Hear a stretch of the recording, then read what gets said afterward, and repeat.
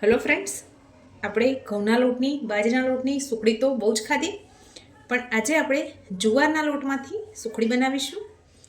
ગરમીની સિઝનમાં અહીંયા મેં 1 વાટકીના માપથી જુવારનો લોટ લીધો છે, 1 વાટકી ઘી લીધેલું છે. એવી સેમ વાટકીના માપથી મેં અહીંયા 1 વાટકી ભરીને ગોળને છીણી લીધેલું છે.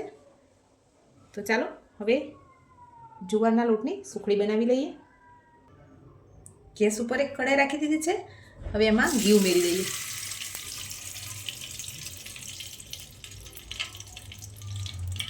કઢાઈ ગરમ છે એટલે આપણું ઘી તરત જ મેલ્ટ થઈ ગયું છે.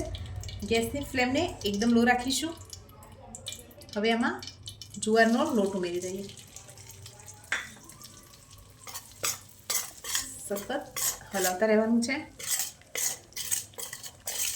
લોટ તળિયે દાજે નહીં, એનું ખાસ ધ્યાન રાખવાનું છે.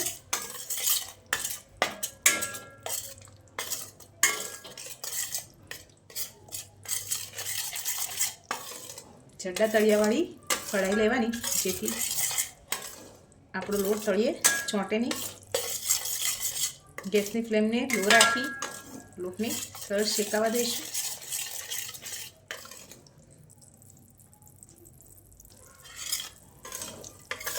લોટને વચ્ચે વચ્ચે આ રીતે હલાવતા જવાનું, તળિયે લોટ બેસે નહીં. એનો કલર ચેન્જ થશે અને વજનમાં થોડો એકદમ લાઇટ થવા લાગે પછી આપણે આમાં ગોળ ઉમેરવાનો છે.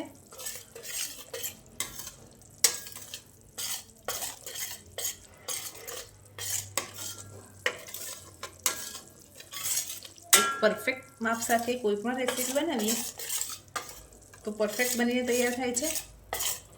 લોટમાં બબલ્સ પણ આવવા લાગે છે.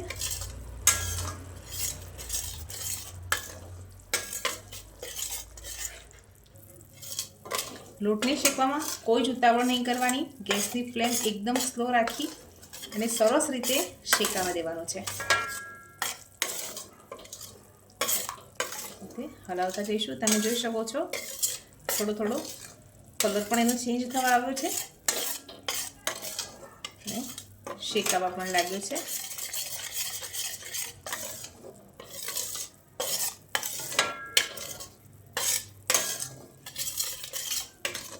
એક અલગ ટેસ્ટ સાથેની જુવારની સુખડી બનીને તૈયાર થશે.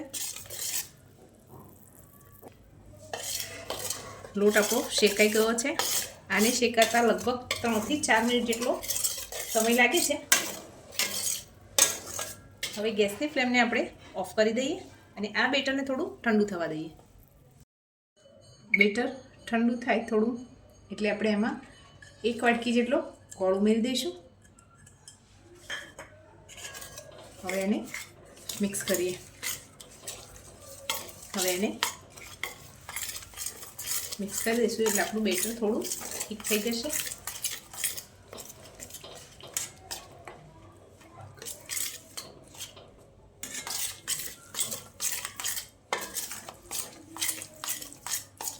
બેટર આપણું ગરમ છે નોર્મલ, એટલે ગોળ પણ તરત મેલ્ટ થઈ જશે અને બેટર પણ થોડું ઠીક થઈ જશે.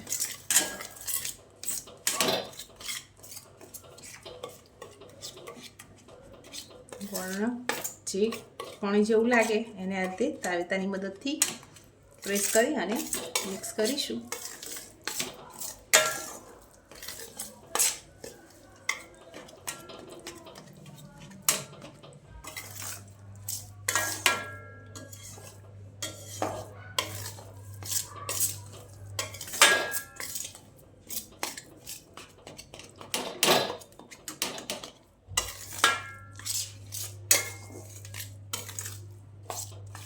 તમે જોઈ શકો છો આપણું બેટર પણ સરસ સેટ થઈ ગયું છે.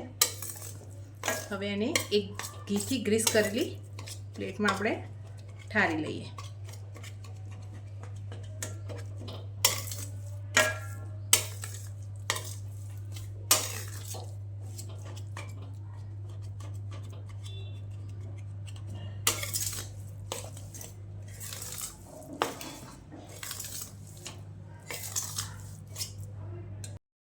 થાળીમાં થોડું ઘી ઉમેરી દઈએ,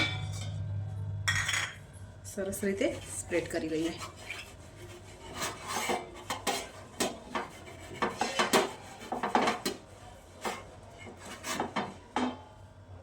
હવે બેટરને થાળીમાં પાથરી લઈશું. આ રીતે એને ફેલાવી લઈશું. તમે કોઈ વાટકી કે એની મદદથી પણ ફેલાવી શકો છો.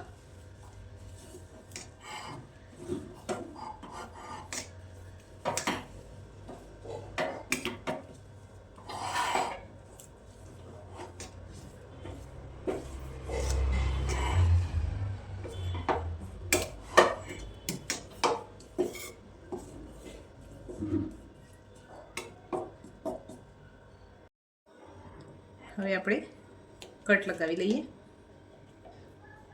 તમારે જે સાઈઝના કટ લગાવવા હોય એ પ્રમાણે કટ લગાવી દઈએ. પછી આને રૂમ ટેમ્પરેચર ઉપર જ થોડી વાર ઠરવા દઈશું.